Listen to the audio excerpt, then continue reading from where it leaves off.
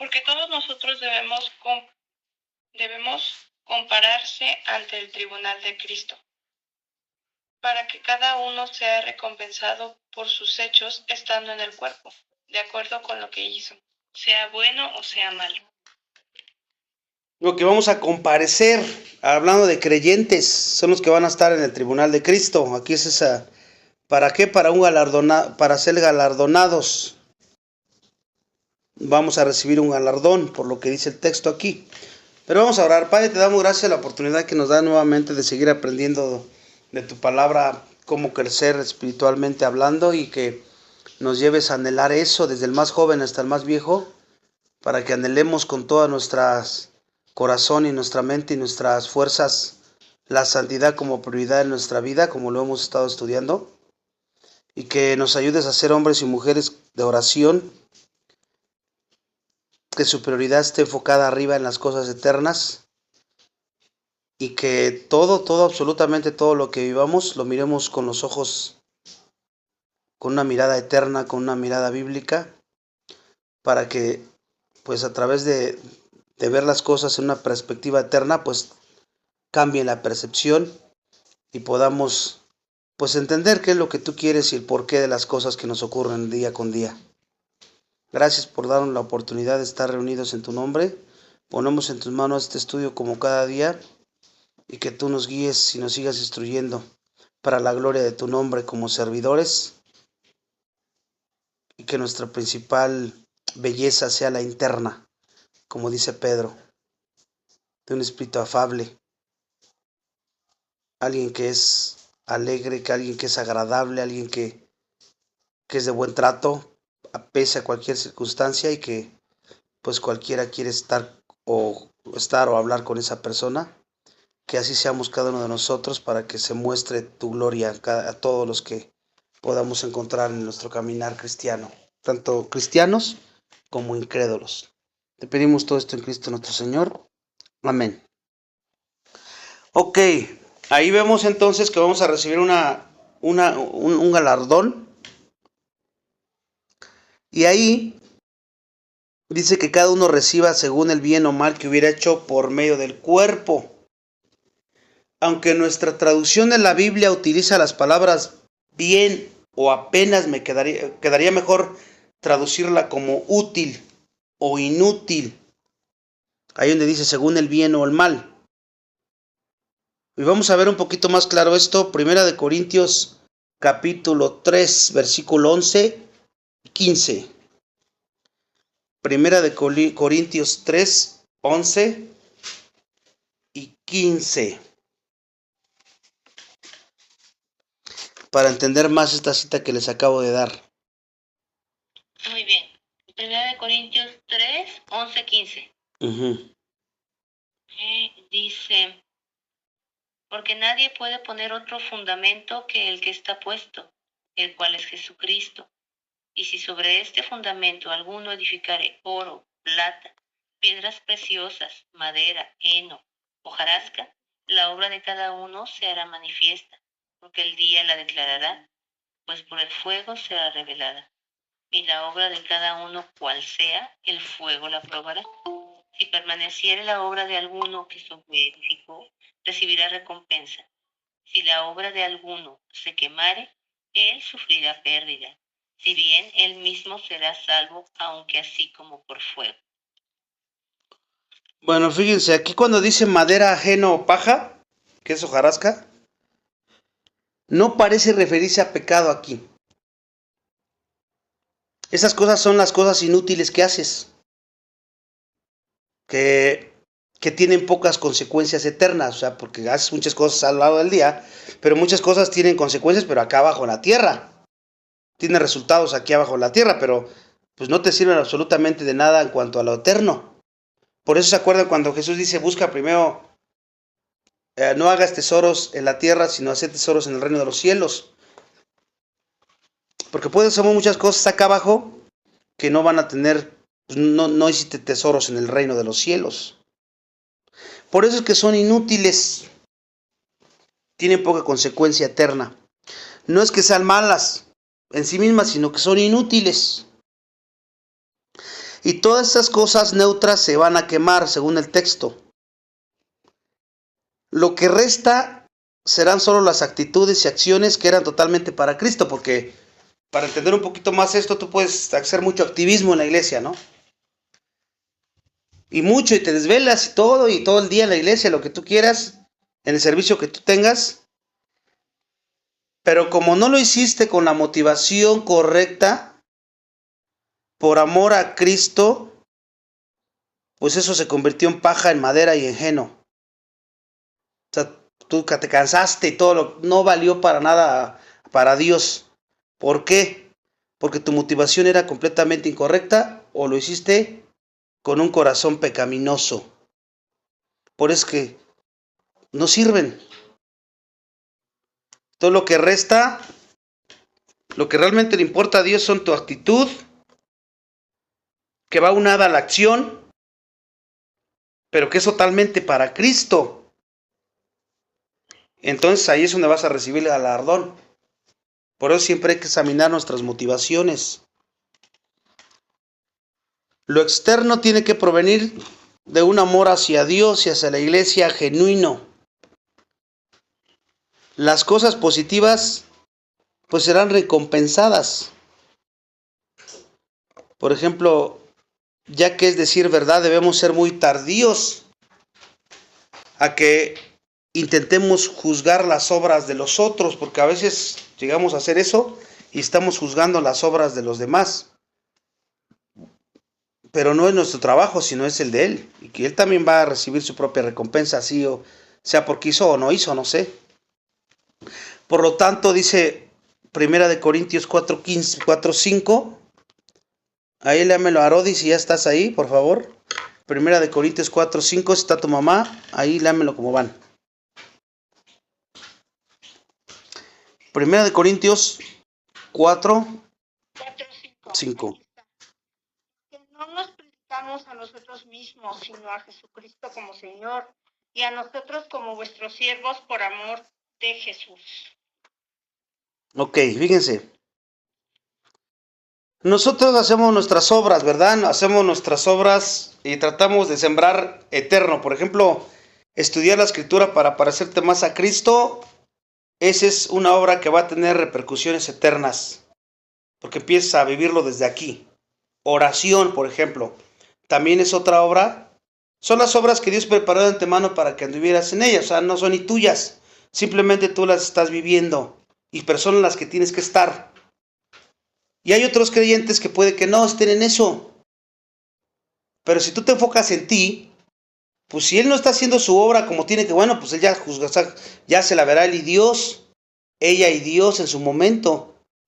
No debemos de estar viendo que Él lo hace o que ella no lo hace, porque ellos sí, porque Él, es tu problema de cada uno, porque cada uno va a rendir cuentas por uno mismo a Dios. Y a veces lo que tendemos a hacer es estarnos fijando en el otro o en la otra, que por qué sí hace, que por qué no hace, que por qué nada más yo, que por qué allá y allá, etcétera, etcétera. Hablando de cosas que deberíamos estar haciendo y que a veces estamos haciendo, pero hay otras cosas que otros no están haciendo y que deberían estar haciendo.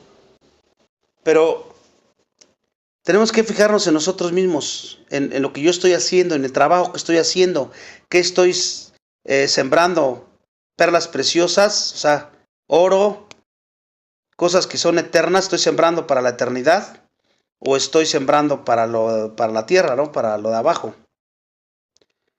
Por eso ahí dice, nada juzguéis antes de tiempo hasta que venga el Señor, porque no solamente traerá a la plena luz las cosas ocultas de las tinieblas, pero también manifestará los designios de los corazones, o sea, las intenciones de los corazones, el por qué lo hicieron o por qué no lo hicieron, y entonces cada uno recibirá la alabanza de parte de Dios. ¿Qué es lo que cada individuo recibirá en el tribunal de Cristo? Alabanza de parte de Dios, según ahí 1 Corintios 4:5. Alabanza de parte de Dios. Cuando Jesús regrese a nosotros que permanecemos, tendremos confianza cuando lo veamos, porque Cristo resolvió el problema de nuestro pecado, quemó toda nuestra paja y dejó solo aquí lo que podrá ser recompensado. Hablando de las bendiciones eternas que Él dejó. La palabra confianza aquí significa osadía, libertad de hablar. Confianza, osadía o libertad de hablar. Vamos a 1 de Juan 3:5. 1 de Juan 3:5. Y sabéis que Él apareció para quitar nuestros pecados y no hay pecado en Él. Ahí está. Aquí podemos ver que Él apareció para quitar nuestros pecados, quemó toda nuestra paja, porque antes era lo que teníamos en nuestros pecados. Porque podemos haber dicho que estábamos trabajando para Dios en cualquier religión o cualquier otra cosa, pero pues era pura paja, puro geno, pura hojarasca, no servía de nada. Porque hay una cita que dice que si Jehová no edificara la casa, en vano trabajan los que la edifican, y pueden hacer miles de cosas, pero pues no, sin ninguna relevancia eterna. Entonces, cuando nosotros somos invitados a que nos presentemos con osadía ante el trono de gracia, y que tenemos que tener esa misma osadía cuando vas a orar, porque te acercas al trono de la gracia, con confianza, con libertad para hablarle, porque Cristo ya lo hizo, ya abrió el camino. La misma confianza, la misma osadía con la cual entramos en el santo de los santos por el sacrificio de Jesús, esa misma valentía y osadía permite que andemos y que lleguemos hasta el tribunal de Cristo sin timidez. Porque si te preguntan qué es lo que te da derecho de estar ante mi presencia, si Dios te lo preguntara, pues no le puede decir es que yo iba a la iglesia, es que yo leía, es que yo te obedecía. Porque Jesucristo murió por mí y Él me dio acceso. Yo por mí mismo no hubiera podido haber hecho absolutamente nada. Entonces Cristo fue el que hizo, el que nosotros pudiéramos llegar al tribunal de Cristo. Por eso te acercas sin timidez, porque confiaste en su obra de Él, la principal. Porque permaneces en Él. Porque debes de andar como Él anduvo. Ya lo hemos estado viendo a lo largo de todos estos estudios. Es claro que cuando Cristo se manifieste, habrá mucha gente avergonzada también. ¿Por qué? Por no haber permanecido, por su incredulidad. Apocalipsis 6:15. Apocalipsis 6:15. Así como está ya el nombre. Apocalipsis 6:15. Ahí lo tiene la hermanita Chuy. Sí, voy al momento. Apocalipsis 6:15 dice, y los reyes de la tierra, y los grandes, los ricos, los capitanes, los poderosos, y todo siervo y todo libre, se escondieron en las cuevas y en las peñas de los montes. Bueno, miren, aquí hay algo importante. Sí lo leyó hasta el 15, ¿no?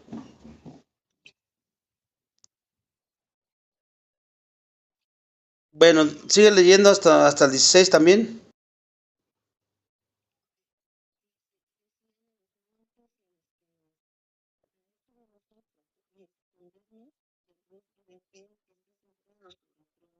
Y de la ira del Cordero. Ok. Luego dice, porque llegó el gran día de la ira de ellos, ¿y quién es el que pueda sostenerse? Entonces fíjense, Apocalipsis 6:15 está hablando de incrédulos, que obviamente cuando vengan a Jesús venir, pues van a huir avergonzados, y algunos todavía blasfemando de su nombre. Todo cristiano, por Cristo, puede acercarse al trono de la gracia y va a llegar al tribunal de Cristo. Pero habla de recompensas la Biblia, de acuerdo a tu fidelidad, por decirlo así.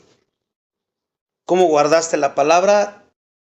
¿Lo que hiciste, con qué motivación lo hiciste? O si no lo hiciste, ¿por qué no lo hiciste? Tu don, ¿lo utilizaste al 100% de la iglesia? Porque los dones son para edificación de la iglesia. ¿O lo guardaste y simplemente no quisiste hacerlo, ¿no? A Dios no se le escapa nada y Él se va a dar cuenta de todo. Por eso cada uno tiene que estar velando por uno mismo, no andar velando por los demás. Sí exhortarles cuando ves que andan en un pecado y pues es un mandamiento de que tienes que acercarte a decirles, cuando es en pecado, cuando están en pecado, pero cuando ves que están haciendo alguna otra cosa que en sí misma no es pecado, siempre es importante entender esto para que no nos pase lo que estamos viendo aquí. Y hay una llave que vamos a ver en Marcos 8:38. Ivonne, Marcos 8:38. Perdón, tuvo que atender ahorita a un asunto aquí con la Ajá. señora. Yo la leo, bien. Marcos 8:38. 8:38. 8:38 dice: porque el que se avergonzare de mí y de mis palabras en esta generación adúltera y pecadora, el Hijo del Hombre se avergonzará también de él, cuando venga en la gloria de su Padre con los santos ángeles.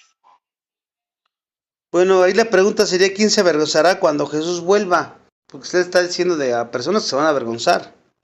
La persona que tuvieron vergüenza de él, de su palabra en el presente siglo. O sea, no obedecieron, no escucharon, hicieron a su manera, pensando que hacían las cosas bien, pero lo hicieron en su propia opinión. Muchos se van a avergonzar en ese sentido.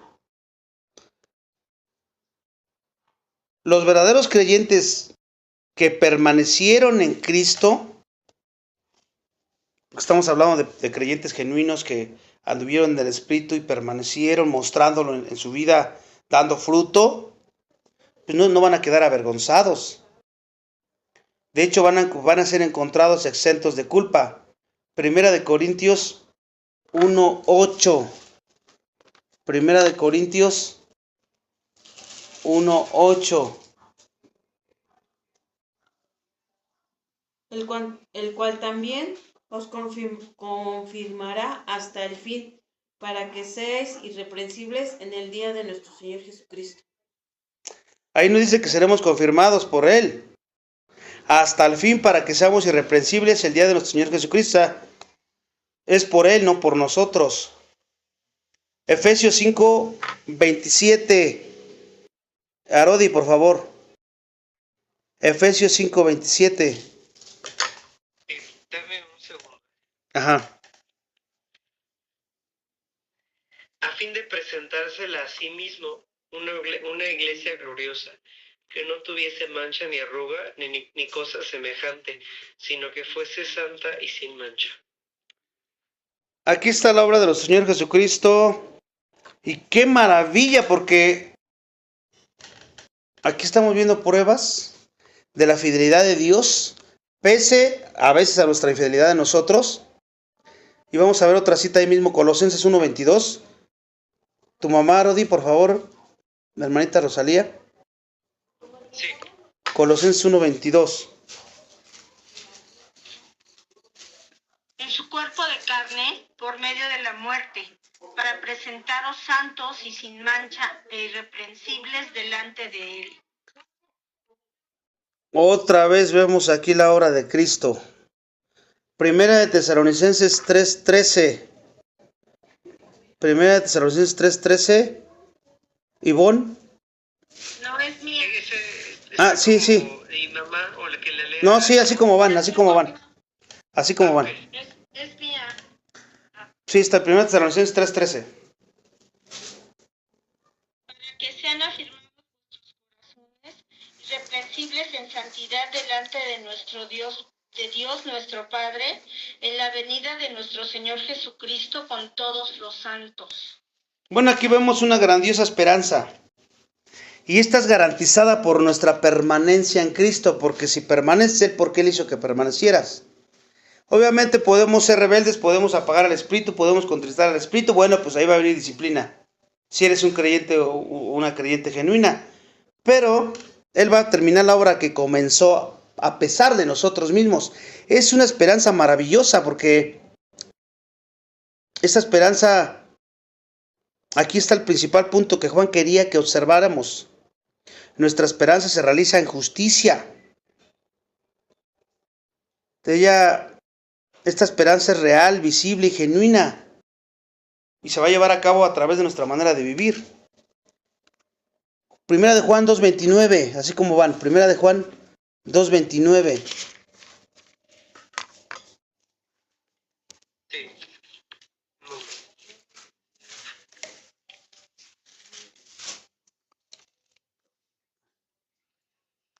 Si sabéis que Él es justo, sabed también que todo el que hace justicia es nacido de Él. Aquí él usa saber y reconocer. Cuando dice sabe, sabéis, significa conocer absolutamente. Conocer absolutamente. Si sabéis que Él es justo, o sea, tú lo conoces a Cristo a través de la Escritura bien. Y reconoced, que quiere decir saber por experiencia. O sea, no nada más sabes cosas de Cristo, de la Biblia intelectualmente, sino las vives. Por eso es conocer por experiencia a Cristo. Por eso está diciendo, parafraseándolo, si sabéis con certeza que Dios es justo, ¿por qué? Porque vives, porque andas como Él anda, porque piensas como Él piensa. Entonces sabes por experiencia que todos que practican la justicia son nacidos de Él. Entonces algo que tú puedes saber. ¿Cómo? Pues en tu vida, en tu forma de hablar, en tu forma de comportarte, en tu forma de motivación de hacer las cosas. Por eso no dudas de tu salvación. Cuando dudas de la salvación es porque hay pecado por ahí. Y el pecado siempre te va a hacer dudar. Arrepiéntete del pecado y sigue caminando en justicia para que no haya ninguna inseguridad de si eres salvo o no eres salvo. Dios es justo, completamente exento de cualquier mal.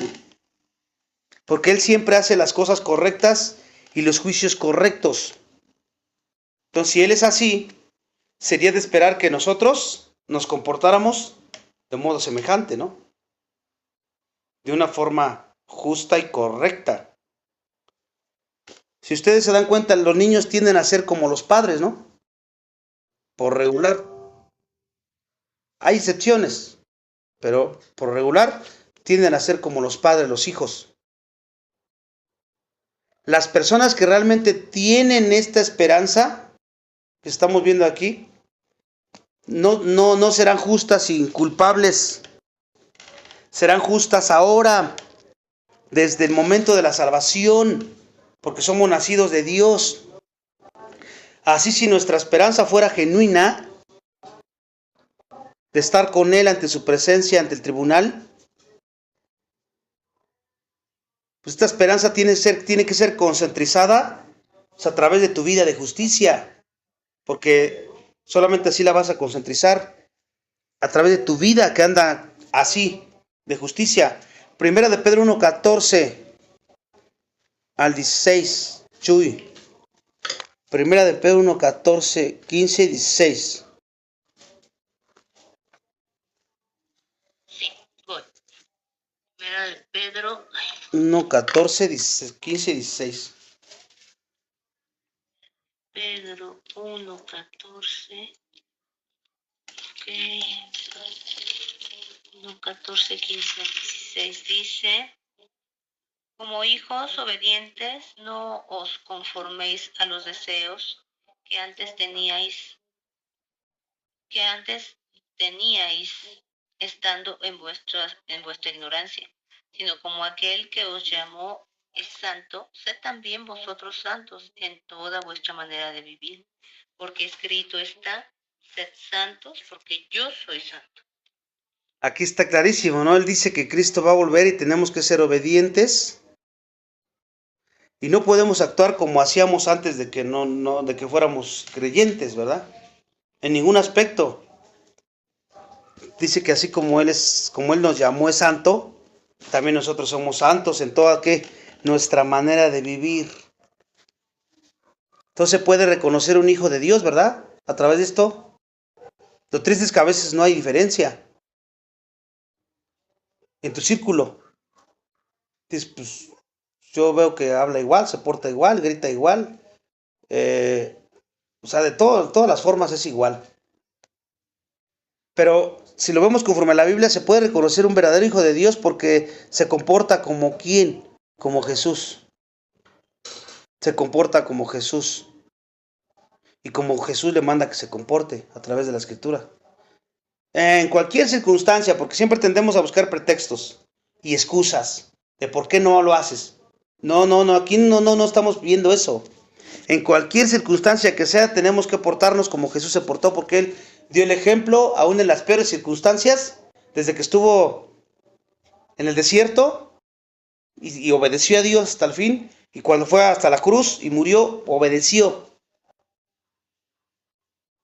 Vemos a Daniel, a sus amigos de Daniel, en las peores circunstancias permanecieron fieles igual. Y en contraste con ellos, Adán y Eva, en las mejores circunstancias y fallaron, pecaron. Entonces las circunstancias de las personas son excusas, porque siempre tratamos a buscar eso. No, tú debes de portarte como Dios si realmente eres un hijo o una hija de Dios. Por eso fíjese lo que dice 2 Corintios 13:5. 2 Corintios 13:5. Pónganse a prueba para ver si están en la fe. Examínense a sí mismos, o no se reconocen a ustedes mismos de Jesucristo está en usted, de que Jesucristo está en ustedes, a menos de que en verdad no pasen la prueba. ¿Ya ven? ¿Cómo te examinas? Pues con todo esto que estamos viendo, es un reflejo, tienes que llevarlo a tu vida y decir, a ver, ¿yo qué estoy haciendo? ¿Cómo me estoy comportando? ¿Cómo estoy viviendo mi vida? Si me detecto que estoy al revés, pues me arrepiento del pecado y le pido a Dios que me dé sabiduría para que yo pueda corregir, sí o sí. No puedo dormirme mis laureles y seguir caminando la carrera así de la misma manera. Ahora, si detectas que vas viento en popa, pues qué bueno. Pero acuérdate que siempre se puede crecer más y siempre se puede mejorar más. Tienes que observar tus palabras. ¿Cómo hablas? En cualquier circunstancia, ¿cómo respondes? ¿Cómo hablas? ¿Cómo obras? ¿Cuáles son tus frutos? Y no solo cuando todo está bien, porque cuando todo está bien, pues parece un cristiano o una cristiana muy madura o maduro. No, cuando las cosas estén mal, porque ahí se refleja el carácter verdadero. De la abundancia del corazón habla la boca. Entonces nuestra esperanza es concentrizada a través de una vida de justicia. La verdadera esperanza resultará en una vida santa, hermanos. Si tú crees esta esperanza de que vas a estar al tribunal de Cristo y que vas a estar allá con Él por toda la eternidad, no por ti, sino por la obra de Cristo, porque Él abrió el camino y abrió el paso, es tu esperanza en la que está tu vida puesta siempre como prioridad, te va a llevar una vida santa. Y nuestra esperanza es establecida por el amor de Dios, porque Él nos amó primero. Primera de Juan 3:1. Mirad cuán amor nos ha dado el Padre, para que seamos llamados hijos de Dios. Por esto el mundo no nos conoce, porque no le conoció a Él. Fíjense, con cuánto amor nos amó el Padre, que siendo hijos de Satanás, o que siendo pues nada en el mundo, pecadores, etcétera, etcétera, a través de su Hijo y por medio de la fe y por gracia, somos llamados hijos de Dios. Y por esa razón el mundo no nos conoce. Entonces fue el amor que nos dio esa esperanza gloriosa de la que estamos viendo, su amor. Antes, pues podríamos haber preguntado, ¿por qué Juan había usado la expresión, ved qué gran amor? Porque está llevando a una acción. Ve qué grande amor. Él no podría decir, estupendo, colosal, magnánimo o inmenso amor. Simplemente dijo, ved qué gran amor. Después te das cuenta de que Juan estaba totalmente atónito cuando él estaba diciendo esto. Sorprendido.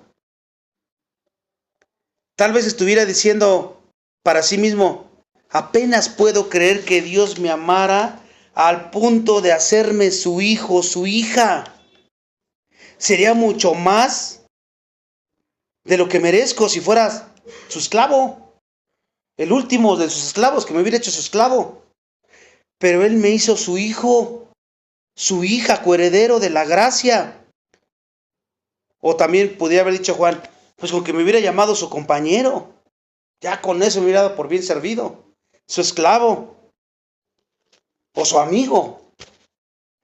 ¿Se dan cuenta por qué estaba atónito él?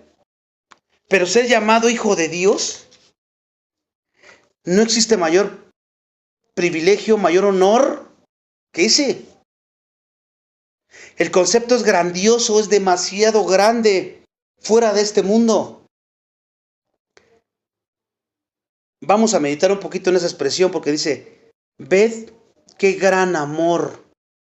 Y en el griego clásico la palabra es potapos. Potapos, que habla de una raza, tribu o de un país extraño. Potapos habla de la raza, tribu o de un país extraño. O sea que él está diciendo, o sea, pues qué extraña especie de amor nos amó Dios. Porque no se conformó con hacernos su esclavo, su amigo, su compañero. Nos hizo sus hijos, a quienes éramos sus enemigos, a quienes pecábamos contra Él todo el tiempo. Y por eso Juan exclama de esta manera. Así el amor de Dios que nos hace hijos suyos, pues es extraño a la raza humana. Fuera del ámbito de las cosas humanas, porque este amor es de otro mundo, pertenece a otra dimensión, porque estamos hablando del amor de Dios. Fíjense en Mateo 8, 23, 27. Arodi, por favor. Mateo 8, 23, 27.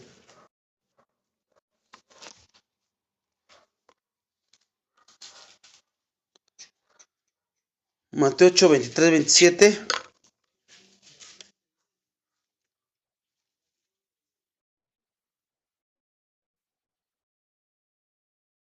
¿Empieza a de ahí? No. Mateo 8, 23, 27.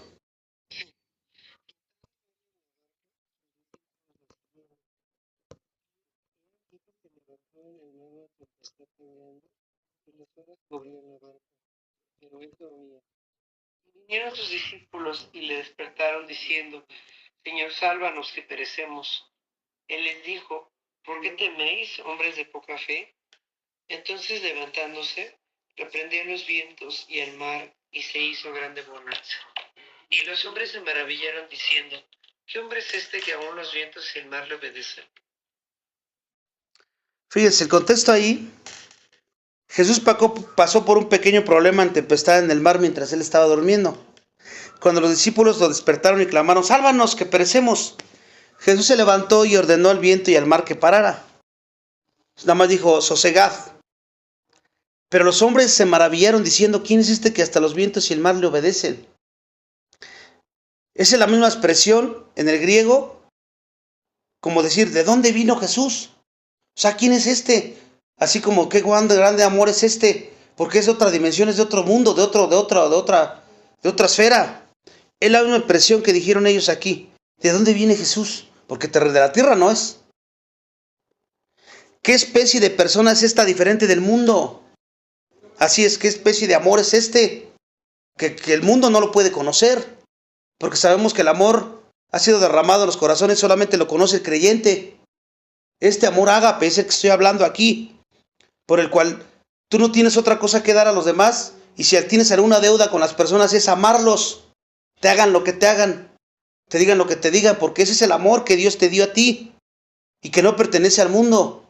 El problema es que nosotros queremos amar a las personas con un amor terrenal, y ese filios, eros, sexual, y eso no hemos entendido el amor ágape.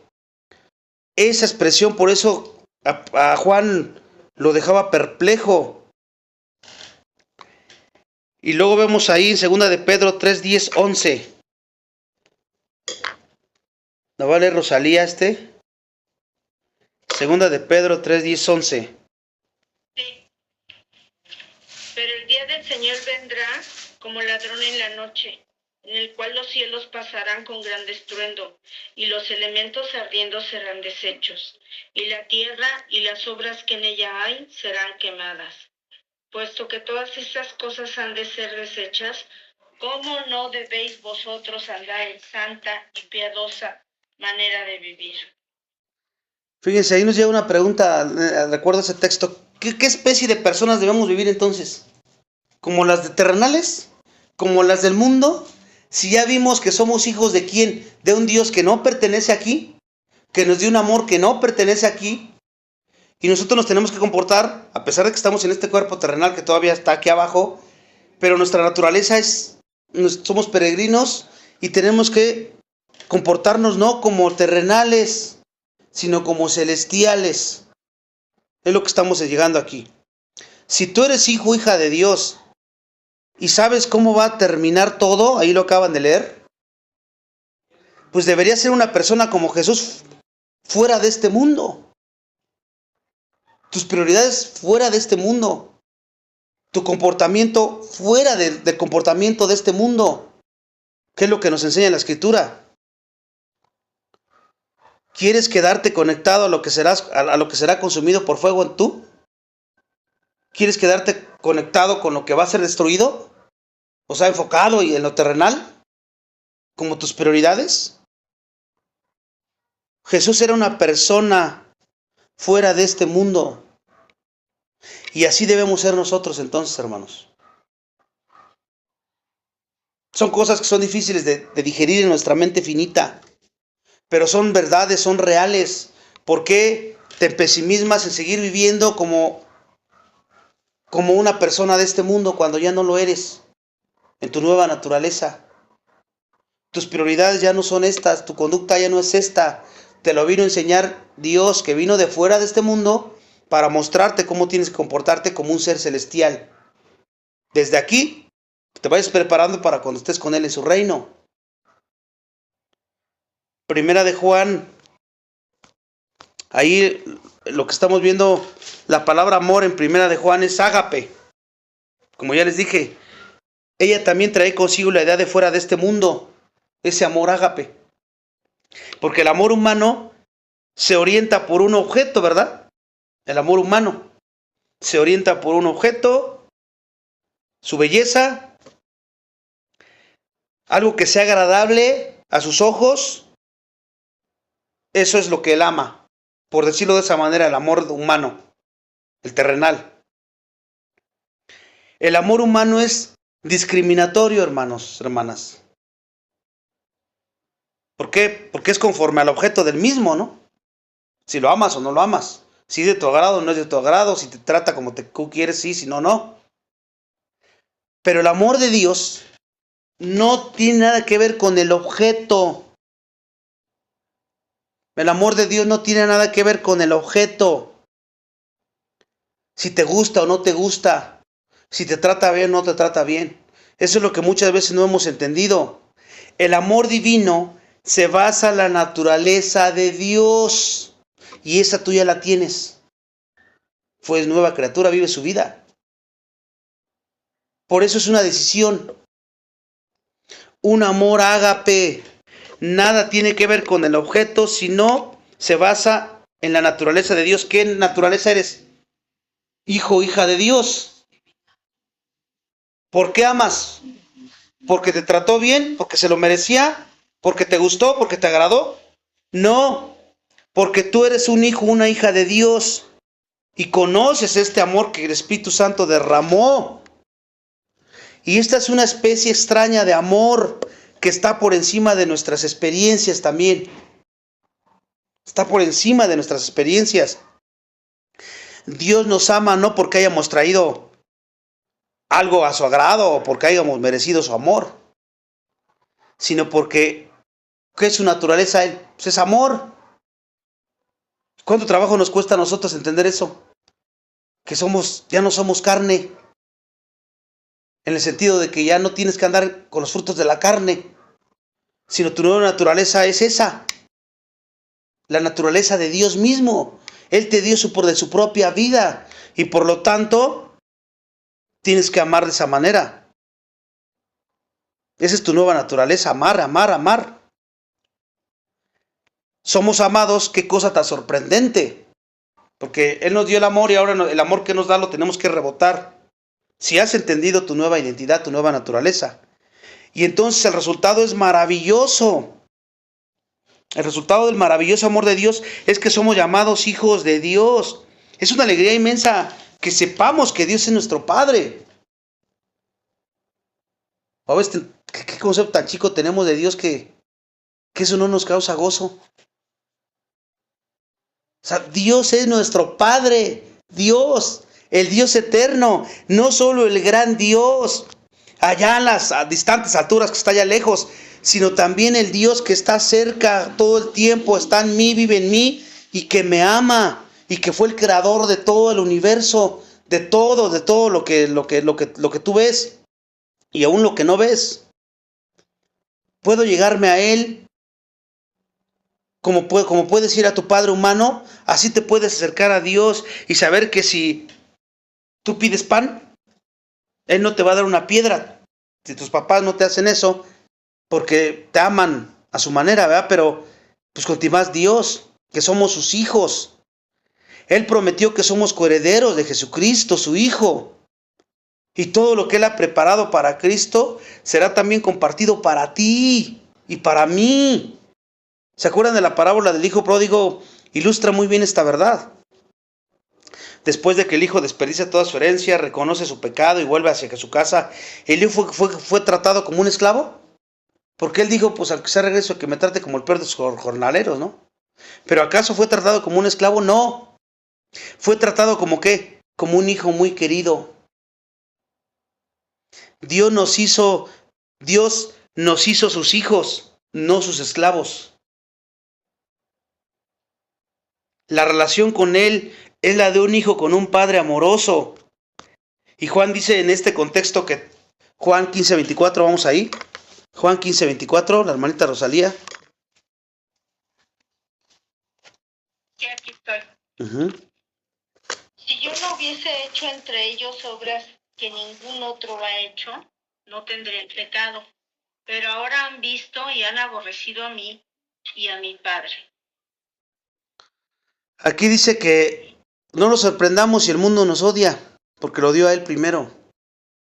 Cristo es de otro mundo. Y nosotros, entiéndelo, tú también eres de otro mundo. No perteneces a este mundo. Nuestra esperanza se cumple en la semejanza a Cristo. Imagínate lo que significa un día seremos como Cristo. Lo dice 1 de Juan 3:2, vamos ahí. 1 de Juan 3:2. Sí. Amados, ahora somos hijos de Dios y aún no se ha manifestado lo que hemos de ser. Pero sabemos que cuando Él se manifieste, seremos semejantes a Él, porque le veremos tal como Él es. Fíjate, ¿cuándo es que tú te hiciste hijo de Dios? Pues en el momento en que creíste, ¿verdad? A veces, ¿cuál es el problema de nosotros como creyentes? Que no hemos entendido esto. O sea, lo sabemos, pero no lo vivimos. Y por eso nuestro enfoque sigue siendo aquí, terrenal. Estamos afanados con lo de acá abajo. Y no estamos haciendo lo que nos competiría hacer como hijos de Dios. ¿No? Es como un príncipe que no sabe qué es príncipe y está viviendo como la plebe, ¿no? Abajo. Pero cuando sabe que es príncipe, tiene que dedicarse a las cosas que es un príncipe. Pues es lo mismo un creyente. A veces no entendemos eso. Tienes que estar viviendo como una reina, como una princesa, un príncipe, en el contexto de que somos coherederos de la gracia, y tienes que portarte como tal. Eso es lo que tenemos que entender en nuestra mentecita. Somos hijos de Dios.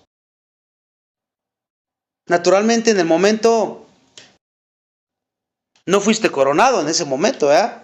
Aún tenemos que luchar contra la flaqueza mortal y las huestes del diablo y nuestra carne, nuestra mortalidad, nuestro cuerpo mortal.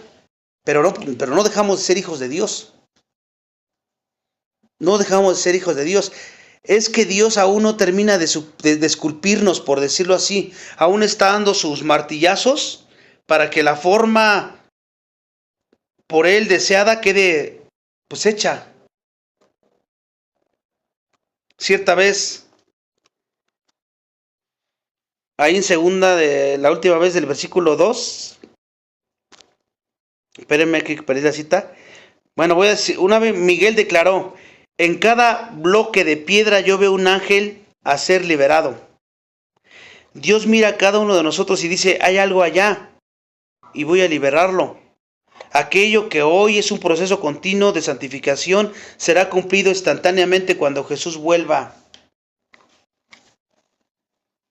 Por eso dice que aún no se ha manifestado lo que habremos de ser en Juan, sino sabemos que cuando Él se manifieste seremos semejantes a Él porque lo veremos tal y como Él es. Y aquí podemos ver 3 pasos. Primero, Él se manifestará. Después nosotros lo veremos como Él es. Y luego seremos como Él. Se manifiesta, lo vemos como Él es y seremos como Él es. Es su plan para nosotros. Dios va a hacer todo, a todo cristiano semejante a Cristo. Romanos 8:29. Chuy, Romanos 8:29.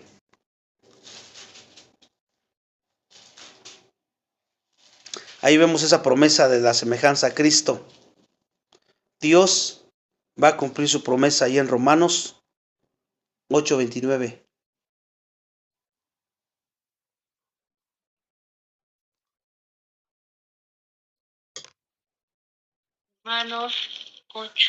Romanos 8:29 dice, 8:29. Okay. Porque a los que antes conoció también los predestinó para que fuesen hechos conforme a la imagen de su Hijo, para que Él sea el primogénito entre muchos hermanos. Luego Juan 17:23. Ivonne, si está por ahí, y si no, Chuy. Juan 17:23. Yo en ellos y tú en mí, para que sean perfeccionados en unidad, para que el mundo sepa que tú me enviaste y que los amaste tal como me has amado a mí. Fíjese, aquí podemos ver que todo eso lo promete también en 1 Corintios 13:12. 1 Corintios, dando la cita donde promete todo esto. 1 Corintios 13:12. Ahora vemos por espejo, oscuramente, mas entonces veremos cara a cara. Ahora conozco en parte, pero entonces conoceré como fui conocido. Ahí está la promesa que Dios promete que vamos a ser como Él es. Y Apocalipsis 22:4. Arodi, por favor, Apocalipsis 22:4.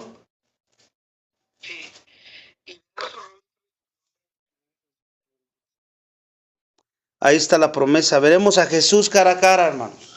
Lo vamos a ver por toda la eternidad y cuando lo viéramos, seremos transformados en conformidad con Él. Y luego el versículo dice que realmente seremos semejantes a Él. Filipenses 3:20-21. La hermana Rosalía. Filipenses 3:20-21.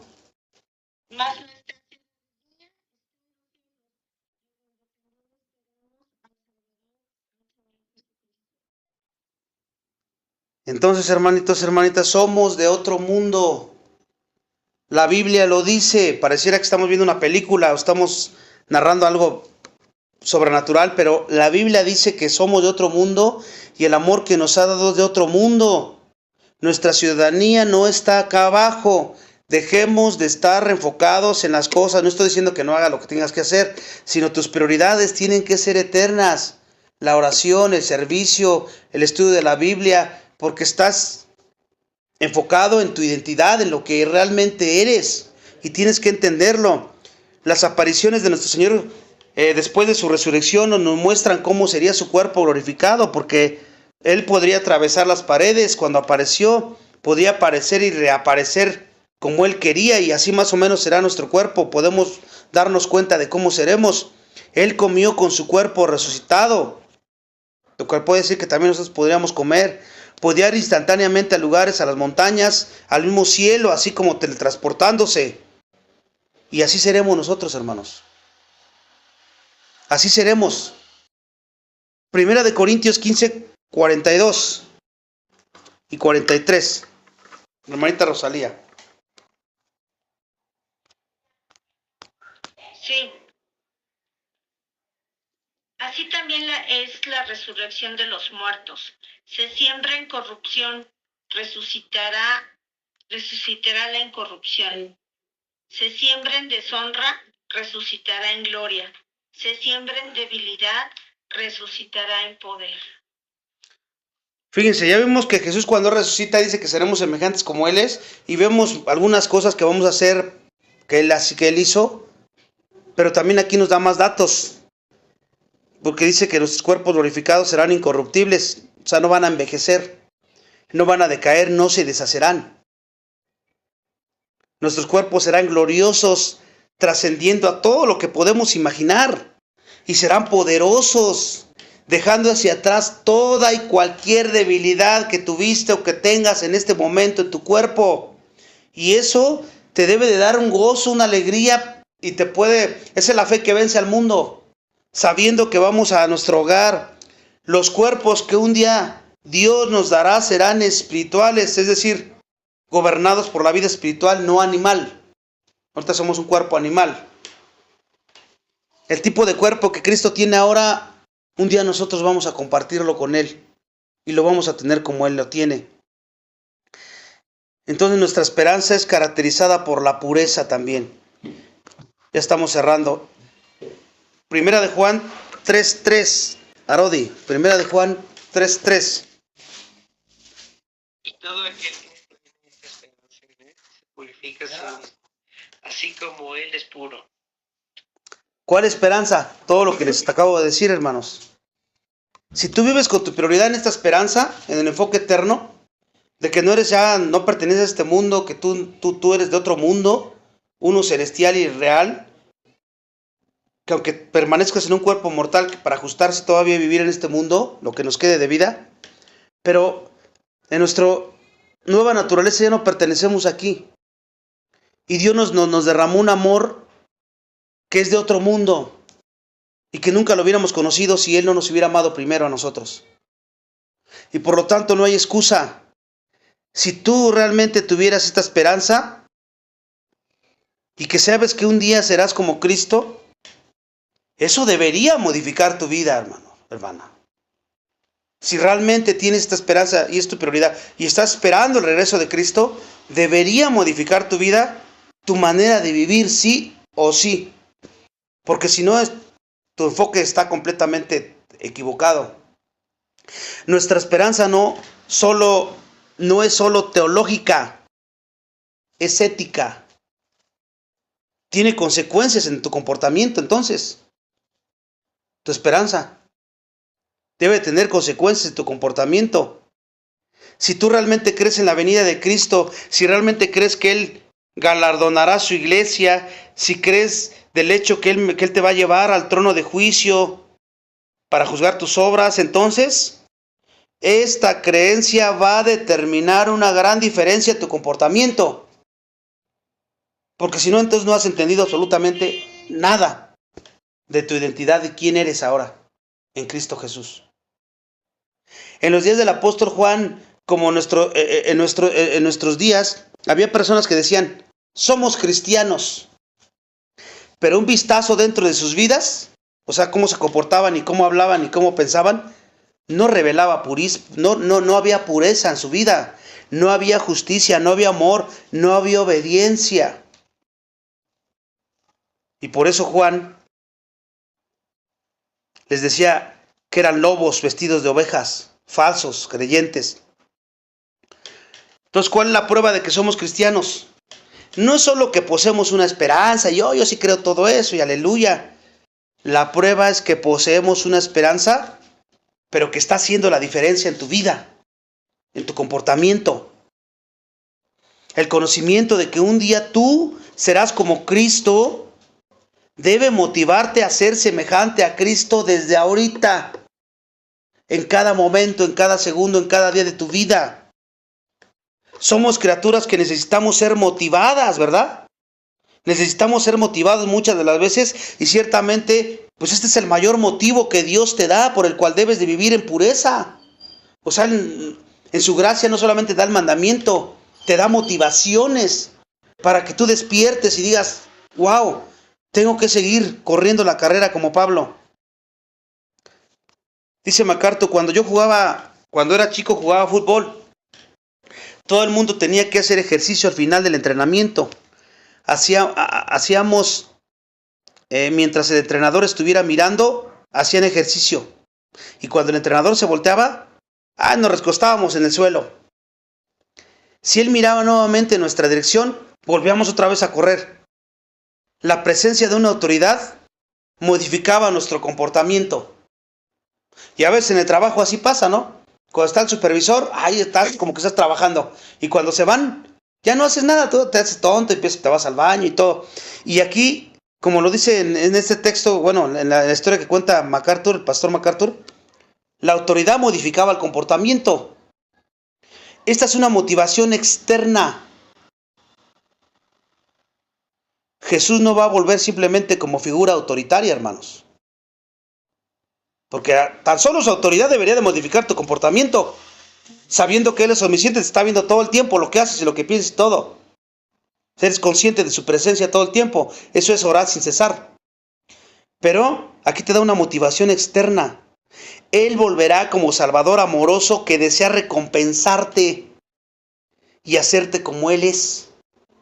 Te va a transformar tu cuerpo a un cuerpo que pueda teletransportarse, un cuerpo que pueda atravesar, un cuerpo que no se decaiga, que no se enferme, un cuerpo perfecto. ¿Qué motivación da Dios? Aparte de todas las bendiciones que te ha dado en Cristo, que estas son unas de ellas. Y eso debería motivarte. Si esto no lo hace, nada lo va a hacer. Esto debería motivarte internamente a amar y obedecer a Dios, a escudriñar las Escrituras, a orar, a someterte a ellas, para que te conformes a su patrón, a ese patrón de pureza que Él quiere. Por último, para terminar, 2 de Tesalonicenses 2:14. 2 de Tesalonicenses 2:14, 16, 17, por favor. La hermanita Chuy termina.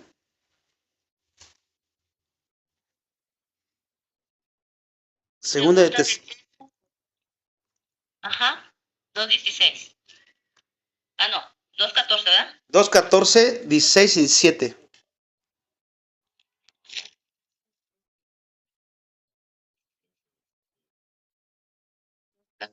Dice, lo cual os llamó mediante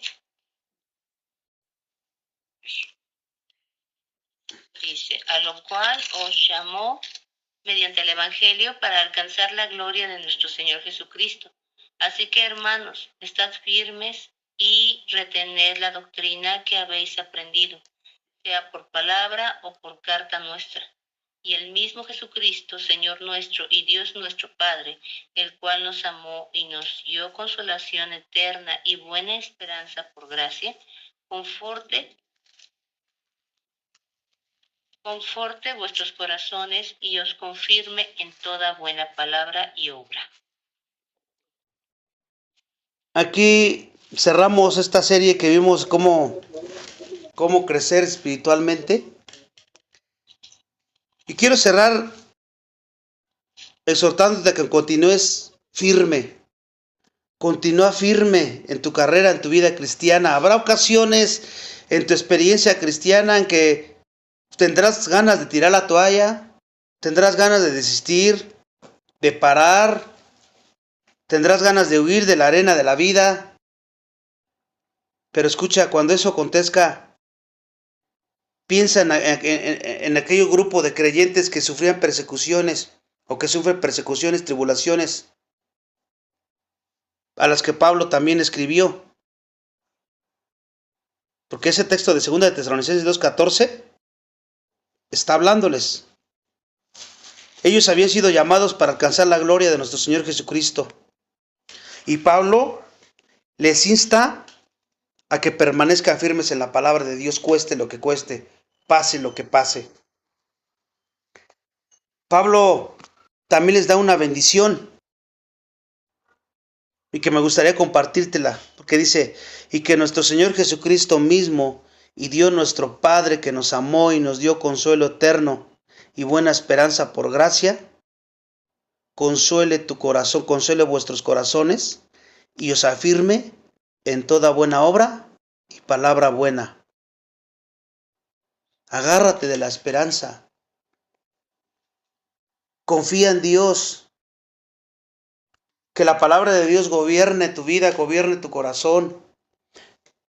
En esos momentos de debilidad, ve al trono de la gracia. Cuando peques, arrepiéntete de tu pecado. No te permitas vivir indiferente o andar enfriándote. No permitas eso.